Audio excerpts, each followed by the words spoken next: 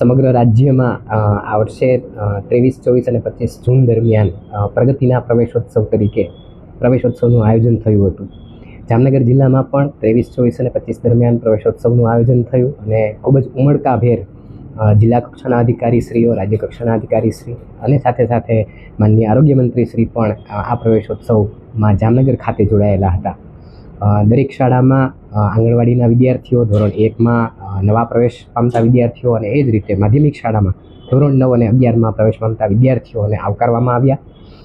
સમગ્ર રાજ્યમાં હાલ બેક ટુ સ્કૂલ સર્વે અંતર્ગત જે વિદ્યાર્થીઓ ડ્રોપ આઉટ થયેલા છે તે વિદ્યાર્થીઓને પણ આ વર્ષે શાળામાં પુનઃ પ્રવેશ આપવા માટે ખૂબ જ મહેનતથી સમગ્ર વહીવટી તંત્રના માર્ગદર્શન હેઠળ અધિકારીશ્રીઓએ કાર્ય કરેલું છે. આપણા જામનગર જિલ્લામાં ટોટલ આવા 15,985 જેટલા વિદ્યાર્થીઓ નોંધાયેલા કે જે ચાઇલ્ડ ટ્રેકિંગ સિસ્ટમમાં ક્યાંક ને ક્યાંક કાં તો માઇગ્રેશનને કારણે કે અન્ય કારણે ટ્રેક થયેલા ન હતા.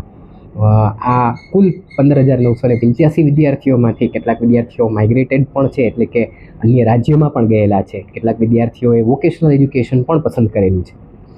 સર્વે દરમિયાન અંદાજિત 6,000 જેટલા વિદ્યાર્થીઓ એવા જોવા મળ્યા કે જે હકીકતે ભણવા જતા ન હતા.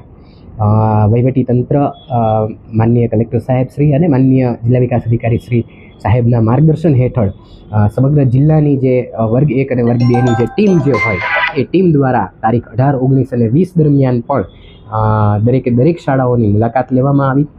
ખાસ કરીને એવા વિસ્તારોમાં પણ મુલાકાત લેવામાં આવી કે જ્યાં વિદ્યાર્થીઓ વધારે ડ્રોપ આઉટ થયેલા હતા. આ બધા સંયુક્ત એફર્ટથી હાલ 966 જેટલા વિદ્યાર્થીઓએ પુનઃ પ્રવેશ પણ મેળવી લીધો છે અને સાથે સાથે તેઓ ચાઇલ્ડ ટ્રેકિંગ સિસ્ટમમાં પણ અપડેટ થયા છે. આગામી સમયમાં પણ આ કાર્ય જે છે એ ચાલુ રહેનાર છે અને હાલ પણ વહીવટી તંત્રના માર્ગદર્શન હેઠળ સમગ્ર શિક્ષણની ટીમ બેક ટુ સ્કૂલ સર્વે અંતર્ગત વિદ્યાર્થીઓને પુનઃ પ્રવેશ માટે પ્રયત્નશીલ છે. ધોરણ 1માં આ વર્ષે 7,362 જેટલા વિદ્યાર્થીઓ છે બાલવાટિકામાં નવા નોંધાયેલા છે. સાથે સાથે બાલવાટિકામાંથી ધોરણ 1માં પણ અંદાજિત 8,000 જેટલા વિદ્યાર્થીઓએ આપણી સરકારી અને નગર પ્રાથમિક શિક્ષણ સમિતિની શાળાઓમાં પ્રવેશ મેળવેલો છે.